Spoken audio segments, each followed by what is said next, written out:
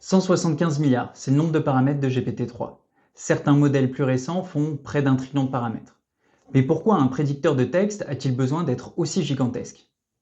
Au fond, un grand modèle de langage fait une seule chose, prédire le prochain token. Si vous lui donnez la phrase «La capitale de la France est», il va prédire Paris. Lorsqu'on est dans le cas d'une phrase simple, un petit modèle peut tout à fait faire l'affaire. Par contre, si vous prenez des phrases beaucoup plus compliquées, comme par exemple «Quel est le nom de l'auteur ayant écrit sur l'absurdité de la bureaucratie en temps de guerre, dont le roman le plus connu est devenu une expression désignant une situation sans issue?» Dans ce cas-là, on va devoir relier des concepts qui sont très différents, l'histoire, la littérature, la langue, et tous ces éléments vont ajouter de la complexité. Et c'est là l'idée, le langage, c'est pas juste la grammaire, c'est la combinaison de toute la complexité de la connaissance humaine.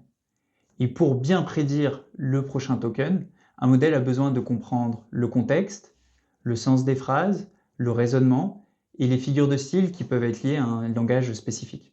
C'est pour ça que les chercheurs se sont rendus compte qu'en augmentant la taille du modèle et en augmentant la quantité de données qu'on lui fournit, on améliorait les performances. Plus de paramètres, plus de données, des meilleures prédictions. C'est ce qu'on appelle les lois d'échelle et c'est pour ça qu'on continue à investir massivement dans la puissance de calcul et l'accès aux données.